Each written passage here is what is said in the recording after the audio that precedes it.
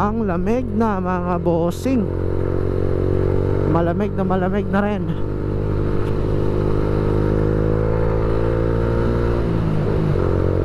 Tsaka pag dito kayo dadaan, sobrang ganda ng daanan dito mga boss. Kasi maluwag at hindi congested. Wala gaanong sasakyan dumadaan dito kapag ganitong oras, mga alas 2, alauna.